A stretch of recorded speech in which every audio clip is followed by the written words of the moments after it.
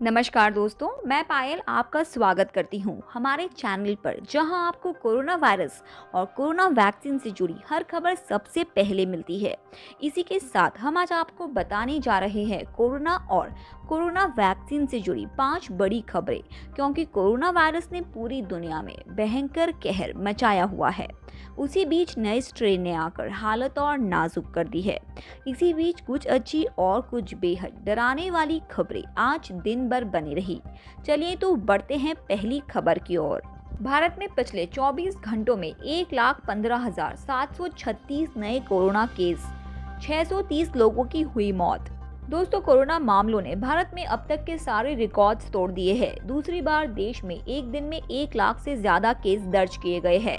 स्वास्थ्य मंत्रालय की ताज़ा रिपोर्ट के अनुसार पिछले 24 घंटों में 1,15,736 नए कोरोना केस आए और 630 लोगों की जान चली गई है।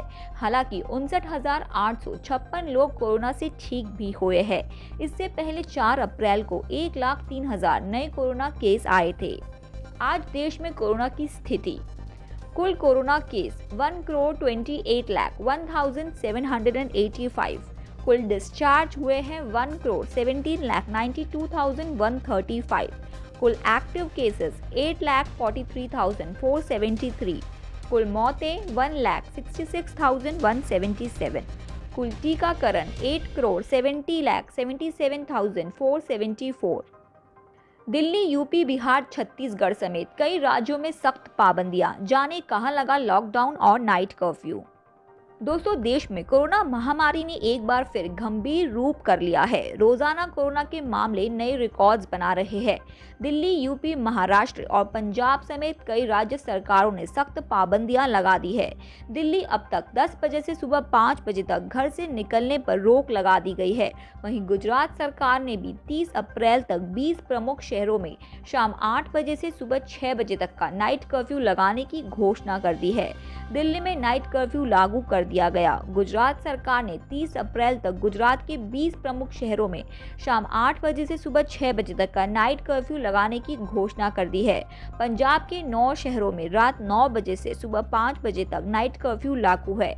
इस दौरान रेस्टोरेंट्स और होटलों में बैठकर खाने की अनुमति नहीं है। इंसानों से पहले चूहे, खरगोश और बंदरों पर हो चुका है कोविड वैक्सीन का परीक्षण। जी हाँ दोस्तों, कोरोना वायरस का संक्रमण देश में बेकाबू तरीके से बढ़ रहा है। वहीं दूसरी तरफ दुनिया भर में लाखों लोग खुद को कोरोना से सुरक्षित रखने के लिए कोवैक्सीन का इस्तेमाल कर रहे हैं। इस वैक्सीन ने कईयों की जान बचाई है। कई जगहों पर संक्रमण बीमारी को फैलने से रोकने में मदद कर रहा है। हमें इस वैक्सीन के लिए चूहे, सीरियाई, हैमस्टर, खरगोश और रीसिस मकाक बंदर को धन्यवाद करना चाहिए।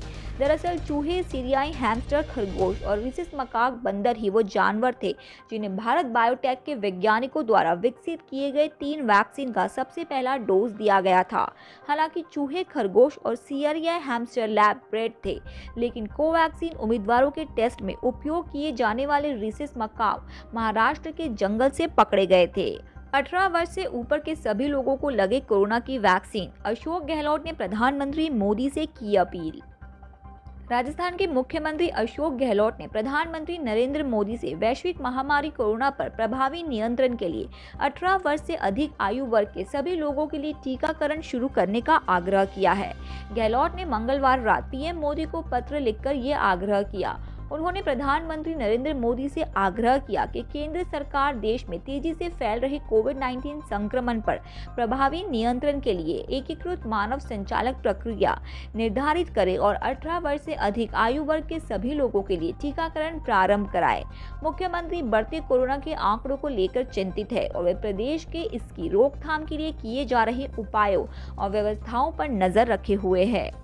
झारखंड सीएम हेमंत सोरेन का बड़ा ऐलान, 30 अप्रैल तक झारखंड में सब कुछ बंद। जी हाँ दोस्तों, झारखंड सरकार ने 30 अप्रैल तक सभी school, gym, park, swimming pool अगले आदेश तक बंद कर दिए हैं। कोरोना वायरस के बढ़ते संक्रमण को देखते हुए मुख्यमंत्री हेमंत सोरेन ने अध्यक्षता में राज्य सरकार की उच्च स्तरीय समिति ने मंगलवार को बैठक की। बैठक में ये निर्णय लिया गया कि 30 अप्रैल तक सभी school, park, gym, swimming pool बंद रहेंगे। प्रदर्शनी व जुलूस के प्रतिबंध किया जाएगा। सरकार का ये आदेश 8 अप्रैल से पूरे राज्य में प्रभावी हो जाएगा। जाएगा। मंगलवार को देर रात जारी दिशा निर्देश के अनुसार शादी विवाह को छोड़कर कोई भी आउटडोर या इंडोर कार्यक्रम नहीं होंगे। शादी में अधिकतम 200 लोग और अंतिम संस्कार में अधिकतम 50 लोग ही शामिल हो सकेंगे। 10वीं व 12वीं को छोड़कर सभी कक्षाओं के स्कूल बंद रहेंगे। बोर्ड की परीक्षाओं के लेकर 10वीं व 12वीं की कक्षाएं ऑफलाइन होंगी।